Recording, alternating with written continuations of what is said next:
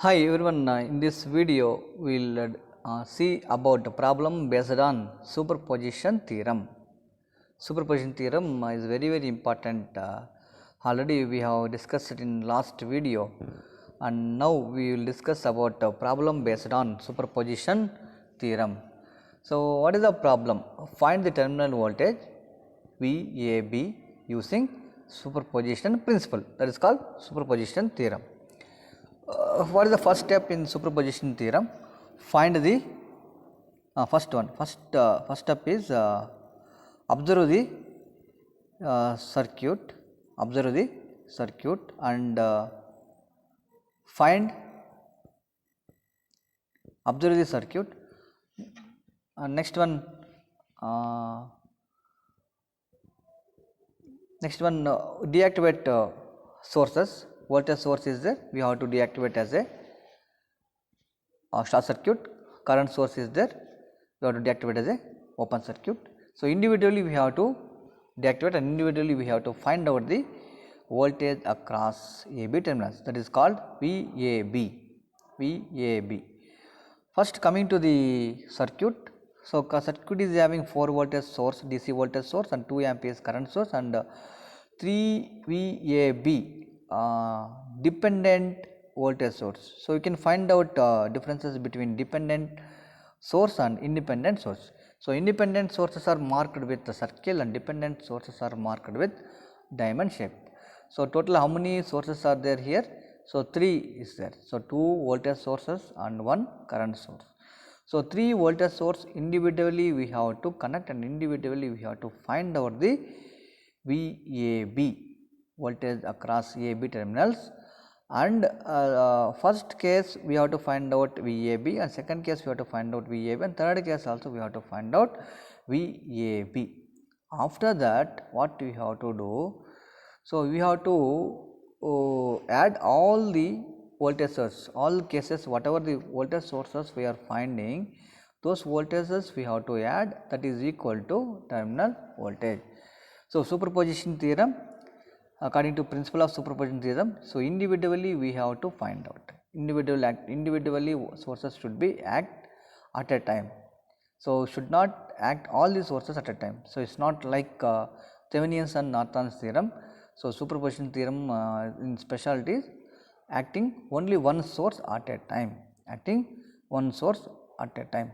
So either it may be voltage source, either it may be current source, only one source should be acting at a time. Suppose 2 voltage sources are there, one voltage source one time and another voltage source is another time. We have to connect and we have to find out the what is the required parameters. After that what we need to do? So we have to add algebraically summation of all the voltage sources at each and every case. So that is called principle of superposition. So according to that we have to find out the sources, right? So now we will move to the solution. So first step, so deactivate independent current source. This results circuit diagram as shown in figure. So independent current source we are deactivating and we are finding the voltage. So we are finding the voltage VAB1. So applying the KVL to the loop, so minus 4 from voltage source 4 and open circuit means current will not flow. So 0 into 10 into 0 plus 3 VAB1 plus VAB1 equal to 0.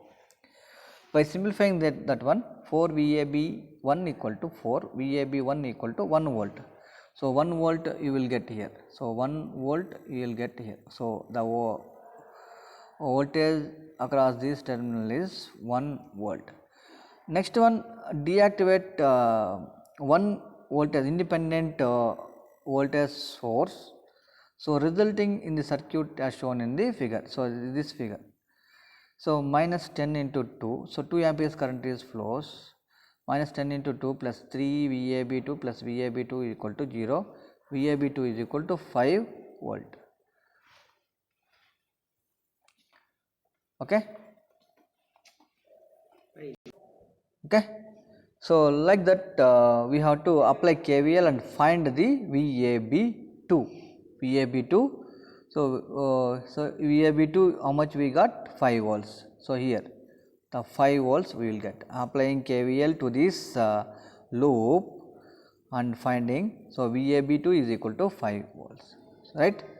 So now move on to the another source. What is the another source here? What is another voltage source? Dependent voltage source. So dependent voltage sources, so we no need to deactivate. So move to the according to superposition principle.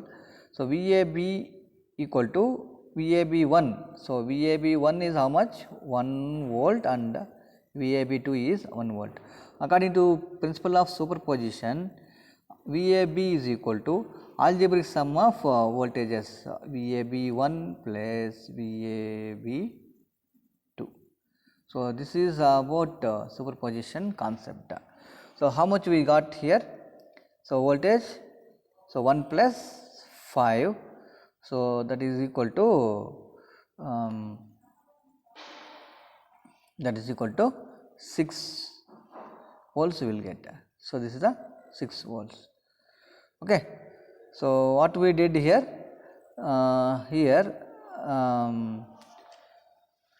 First we have observed the circuit. So we will see one second solution for this problem. So this type of problems maximum they will ask in VTV examination. So since it is consisting of a dependent voltage source, so dependent voltage source is there. So independent voltage source also is there and current source also is there.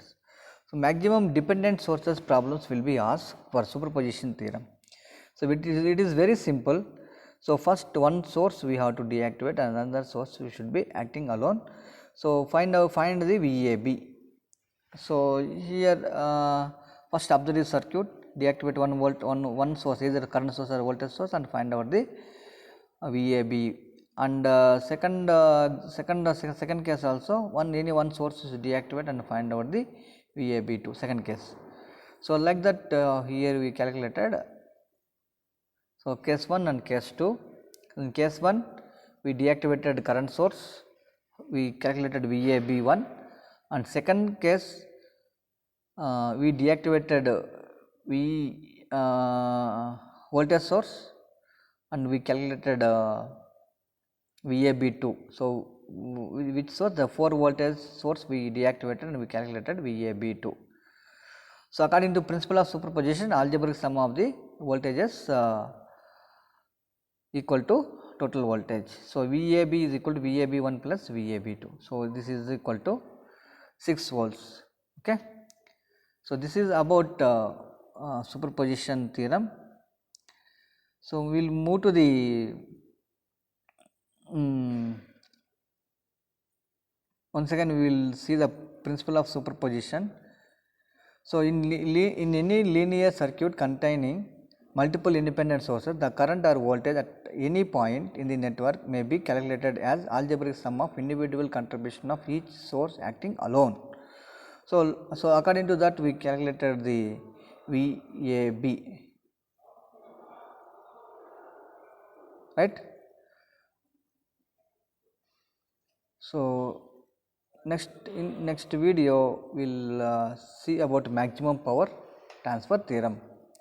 So now we will here we will discuss about maximum power theorem statement, then we will move to next video we will see the derivation of maximum power theorem. According to maximum power transfer theorem, the maximum power delivered by the source represented by its Thevenin equivalent circuit is attained when the load resistance is equal to Thevenin equivalent resistance, when the maximum power will be transferred from the source. That is the concept here. So when it will be transferred, when the load resistor is equal to Thevenin resistance, that condition the source will be transfer maximum power. The source will be transfer maximum power to this load. So that is a simple statement here.